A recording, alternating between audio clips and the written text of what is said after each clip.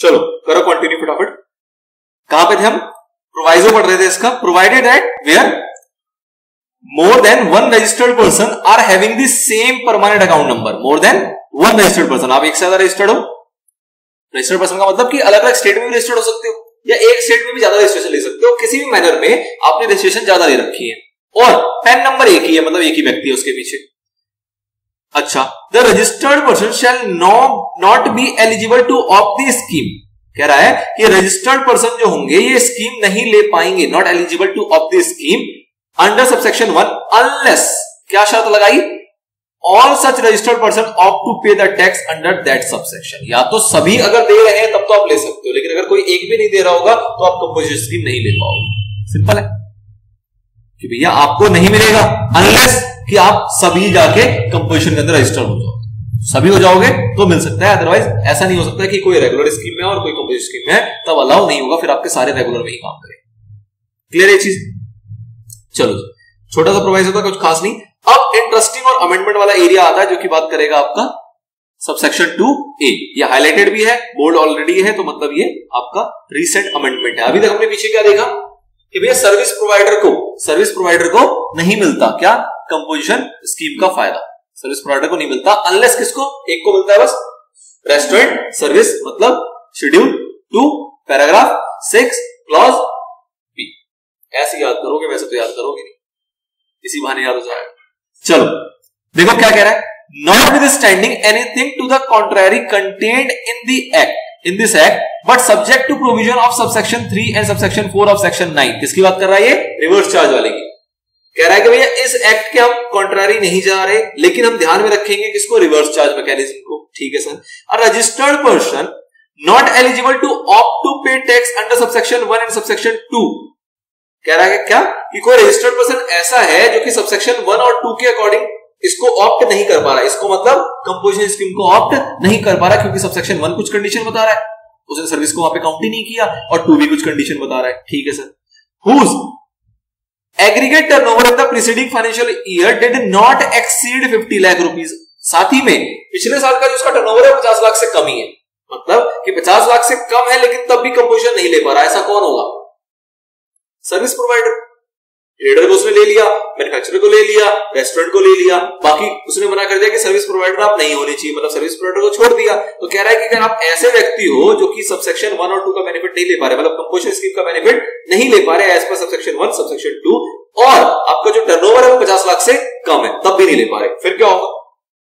में opt to pay in lieu of tax payable by him under subsection 1 of section 9। कह रहा है section 9 का सबसेक्शन 1 फॉलो करने की आपको तब भी जरूरत नहीं है, वो तो नॉर्मल स्कीम है ना, वहां पर तो नॉर्मल बातें हो रही थी। सेक्शन 9 का सबसेक्शन 1 में क्या कहा गया था कि किसी प्रकार की गुड्स और सर्विसेज को आप डील करोगे other than this and that तो आपको टैक्स पे करना पड़ेगा एज पर प्रिस्क्राइब्ड रेट, इस टाइप की बातें थी वहां पे।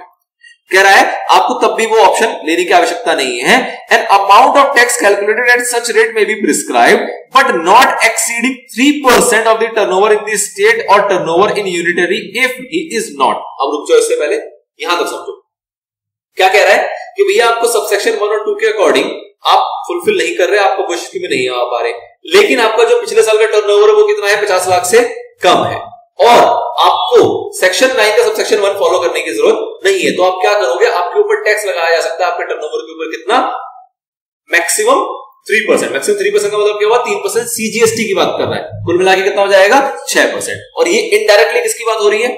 Service provider. ठीक है, वही लोग हैं जो कि ऊपर कवर नहीं हुए तो उसको यहां पे कवर किया जा रहा है। आगे if शर्त क्या है? if he is not engaged in making any supply of goods or services which are not leviable to tax under this act। ये कंडीशन पीछे भी थी कि आप कोई भी ऐसा गुड्स और सर्विसेज नहीं दोगे जो कि आपका टैक्स उसके ऊपर लेवी ना होता हो, अगर वो होगा तो आप कंपोजिशन आपको नहीं मिलेगा। अगला engaged in making any interstate outward supply of goods or services, ये कंडीशन भी पीछे थी कि भैया आपको इंटरस्टेट आउटवर्ड सप्लाई नहीं करना गुड्स और सर्विसेज का, एक ही स्टेट में बंद के रहोगे, दूसरे स्टेट में नहीं जाओगे। तीसरा कंडीशन क्या है? engaged in making any supply of goods or services through a electronic commerce operator who is required to collect tax at source under section 52। मतलब एक इलेक्ट्रॉनिक कॉमर्स ऑपरेटर के थ्रू भी अपनी गुड्स और सर्विसेज को नहीं दोगे, ये कंडीशन भी पीछे थी।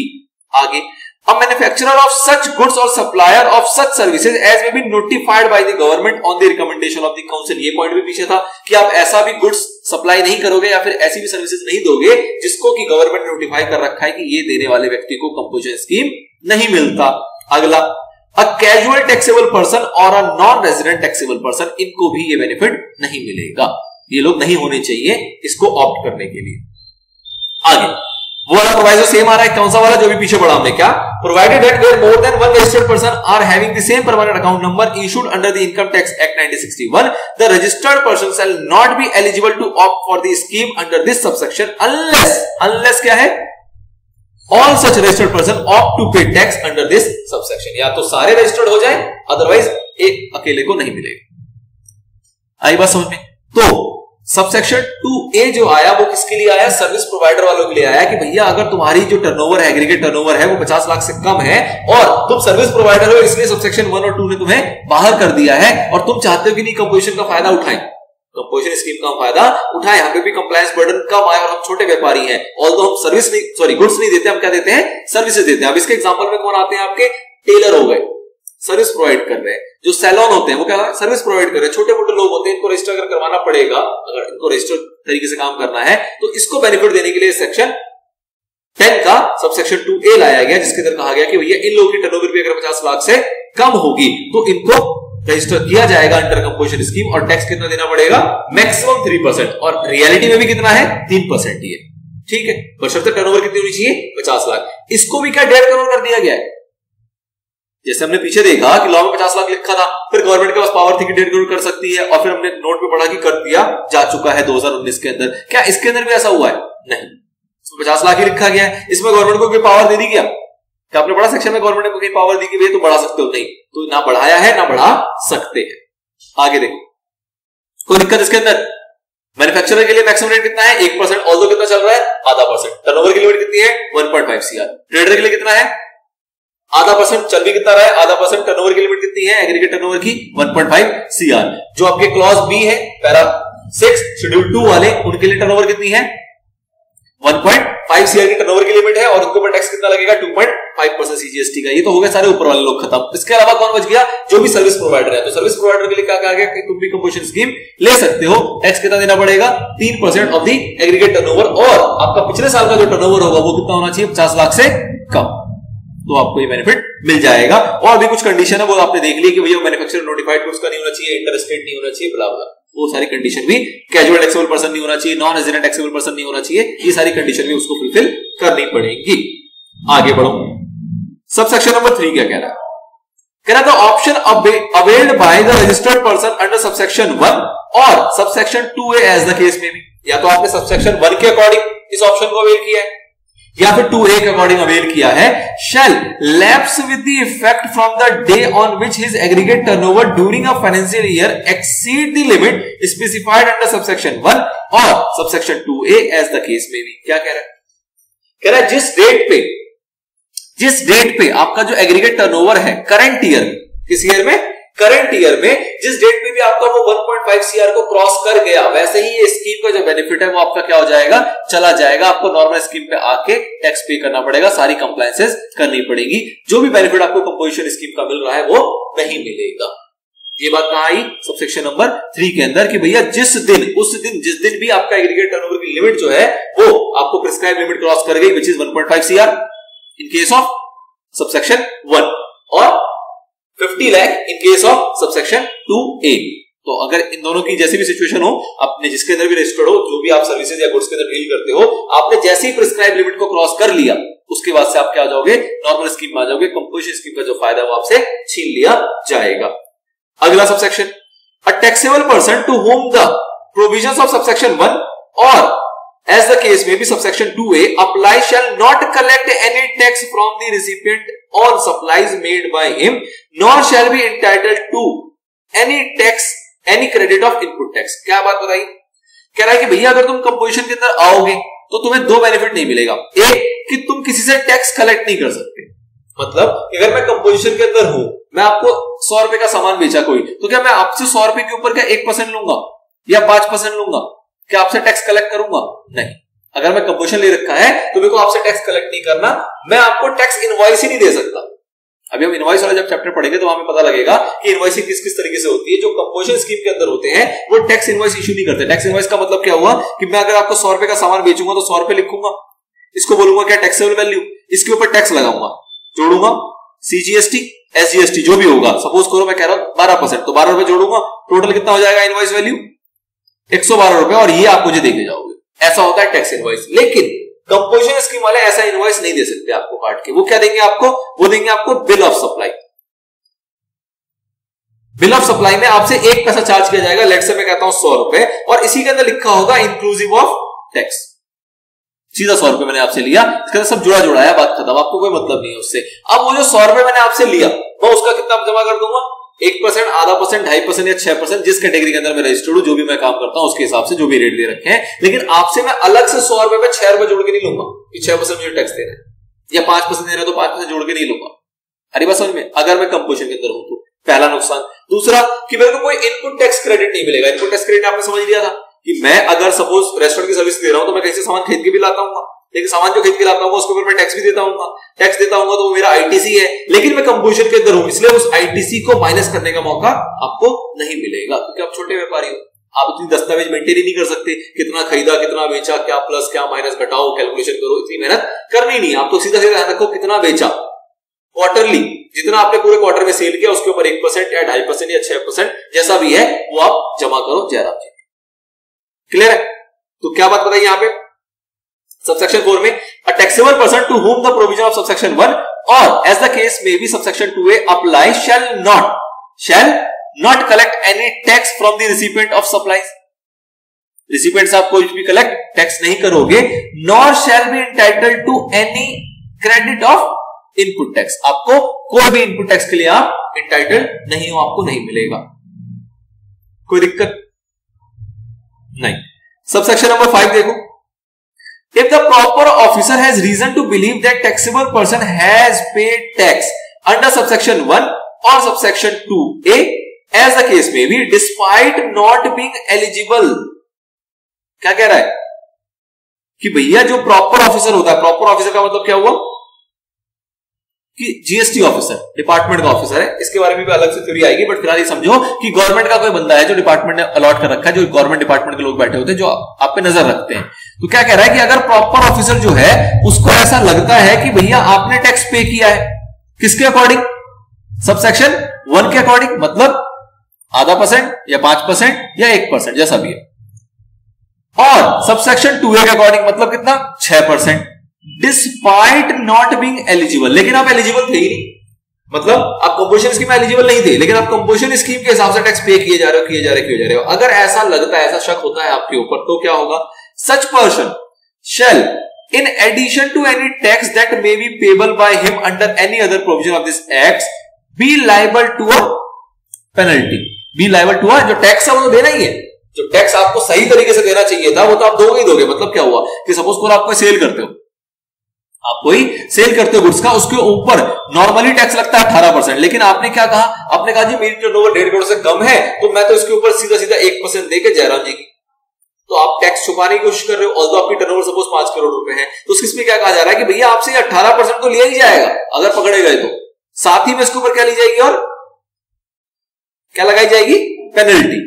be liable to a penalty and the provisions of section 73 and section 74 shall mutandis apply for determination of tax and penalty। ये बेसिकली सेक्शन है जिसके अंदर हम पेनल्टी वगैरह की बातें करते हैं, आगे चल के पढ़ने को मिलेगा। कह रहा है ये सेक्शन भी आपके ऊपर लग जाएंगे। मुद्दा क्या हुआ कि भैया कंपोजिशन स्कीम का अगर गलत फायदा उठाओगे तो पहले तो सही तरीके से सही वाला टैक्स लिया जाएगा और साथ ही उसके ऊपर क्या लगाई जाएगी, पेनल्टी, अगर पकड़े गए तो। नॉर्मल सी बात है, कोई दिक्कत नहीं है, तो अच्छी बात बता रहा है। आगे देखो जी, एक्सप्लेनेशन क्या कह रहा है, बहुत इंपॉर्टेंट एक्सप्लेनेशन है, बोल्ड है, मतलब कि अमेंडमेंट है, रिसेंट की बातें हैं, तो बोल्ड है तो आपको ऐसे ध्यान रखनी है। देखो बहुत अच्छी वाली डीप बातें कह रहा है, for the purposes of computing aggregate turnover, अगर एग्रीगेट टर्नओवर निकालना है आपको, of a person for determining his eligibility to pay tax under this section, the expression aggregate turnover shall include value of supplies made by such person from the first day of April of a financial year up to the date when he becomes liable for registration under this act, but shall not include the value of exempt supply of services provided by way of extending deposit, loans or advances in so far as the consideration is represented by way of interest or discount. क्या कहेंगे इतनी बड़ी बात? देखो जी, ये क्या कह रहा है कि मान लो ये आपका एक साल है, ये एक फाइनेंशियल ईयर है, 1 अप्रैल 2021 से 31 मार्च 2022, ठीक है। आप पहले सेल कर रहे थे, आप यहां से लेके यहां तक आपका कारोबार चल रहा था, ठीक है, लेकिन आपने रजिस्ट्रेशन नहीं करा रखा था, छोटे व्यापारी थे, आपने रजिस्ट्रेशन नहीं कराया था, आप लिमिट के अंदर फॉल कर रहे थे। आपने यहां पे लेट से 18 लाख रुपए की सेल करी हुई है, ठीक।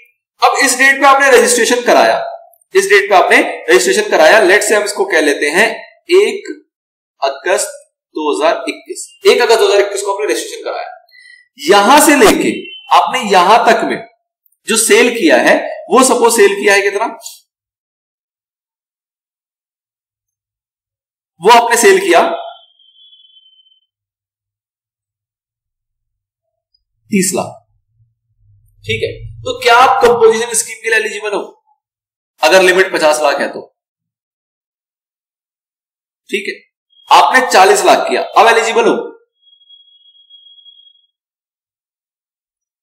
पॉइंट को समझो, रजिस्ट्रेशन यहां कराया, एक्सप्लेनेशन है ये, रजिस्ट्रेशन यहां कराया। अब आप कहोगे कि भैया मैंने रजिस्ट्रेशन यहां कराया, तो तुम मुझे इसके बाद देखो ना 50 लाख हो रहा है कि नहीं हो रहा, या 1.5 CR हो रहा है नहीं हो रहा, पीछे मैंने क्या सेल करी उससे तुम्हें क्या मतलब, ये जनरली आप कहोगे, बोलो हाँ कि ना, कि भैया मैंने अगर रजिस्ट्रेशन 1 अगस्त को कराया है, तो 1 अगस्त के बाद अगर मैं 1.5 करोड़ से की सेल करूंगा तो तुम बोलना कंपोजिशन नहीं मिलेगा, पहले की सेल से क्या मतलब, रजिस्ट्रेशन से पहले तो मैं रजिस्टर्ड ही नहीं था। लेकिन जीएसटी क्या क्लैरिफाई कर रहा है, वो कह रहा है कि नहीं जी, जिस साल में आप रजिस्ट्रेशन कराओगे उस साल में अगर साल की शुरुआत मतलब 1 अप्रैल से लेके जिस डेट पे आपने रजिस्ट्रेशन कराया उस डेट तक की भी अगर कोई सेल होगी तो वो भी जोड़ी जाएगी। कब? जब हम निकालेंगे क्या, एग्रीगेट टर्नओवर।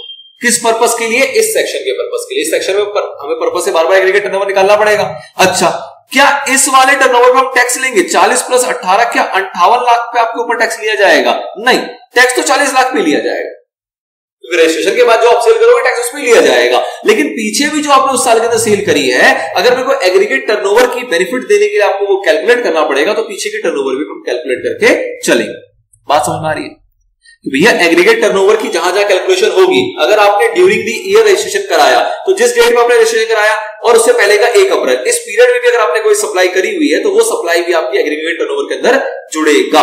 लेकिन उस पूरे पीछे वाली सप्लाई पे टैक्स नहीं लिया जाएगा। लेकिन एग्रीगेट टर्नओवर जब कैलकुलेट करना, हमें पता लगाना है कि इस बंदे का पूरे साल में कितना टर्नओवर है, तो उस साल का टर्नओवर के लिए आपको जब रजिस्ट्रेशन कराया उसके बाद का तो जोड़ना ही है, उससे पहले का भी अगर उस साल के अंदर कोई टर्नओवर है तो उसको भी हम उसके अंदर लेके चलेंगे। और वो टैक्स हम रजिस्ट्रेशन के बाद के ही सप्लाई के ऊपर लेंगे।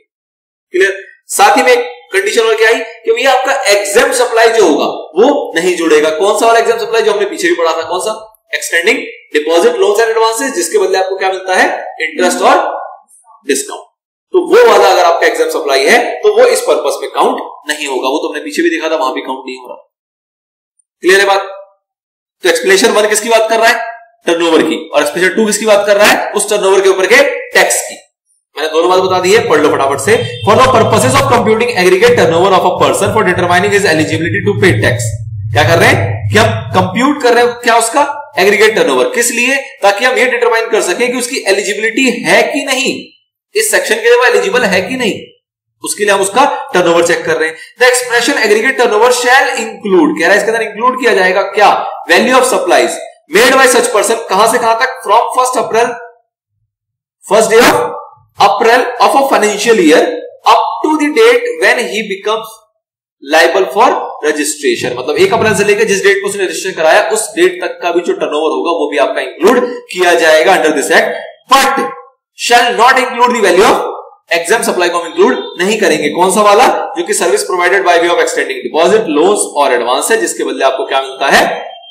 इंटरेस्ट और डिस्काउंट। एक्सप्लेनेशन नंबर 2 ये क्या बात कर रहा है? For the purpose of determining tax payable, अब हम क्या कर रहे हैं, टर्नओवर ही निकाल रहे हैं। हम क्या निकाल रहे हैं, टैक्स पेबल अगर हमें कैलकुलेट करना है तो उसके लिए क्या कह रहा है कि by a person under this section the expression turnover in a state और turnover in a union territory shall not include the value of following supplies. कौन सा, फर्स्ट डे ऑफ अप्रैल से लेके up to the date when such person becomes liable for registration under this act. मतलब इसको नहीं जोड़ा जाएगा। अगर हमें टैक्स निकालना है तो वो वाला टर्नओवर जो हमने एग्रीगेट टर्नओवर में जोड़ लिया उसके ऊपर टैक्स नहीं लगाएंगे।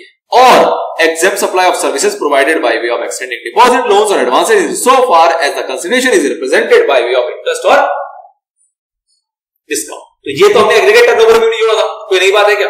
ध्यान रखने वाली बात क्या है कि भैया जो सेकंड पॉइंट है तो एग्रीगेट टर्नओवर में भी नहीं जोड़ेंगे और टैक्स निकालते वक्त भी नहीं जोड़ेंगे, लेकिन जो ये 1 अप्रैल से लेके रजिस्ट्रेशन की डेट तक का जो टर्नओवर होगा वो एग्रीगेट टर्नओवर में तो जोड़ा जाएगा लेकिन टैक्स निकालते वक्त छोड़ दिया जाएगा। अलिस्बेथ, ये 5 सबसेक्शन थे और ये पूरा हमारा सेक्शन नंबर 10 था। ऑल्दो इसके ऊपर बहुत सारे पेजेस के एनालिसिस है, 3-4-5 पेज का आपका ये सेक्शन था। मोटा मोटा मैंने पूरा समझाने की कोशिश करी है। ऑल्दो एनालिसिस जब हम पढ़ेंगे तो और डीप उसकी चर्चा होगी, कई चीजें आपको एक्स्ट्रा भी पता लगेंगी, बट सेक्शन में इतनी ही बातें लिखी हुई। क्लियर है? चलो एक ले लेते छोटा सा ब्रेक।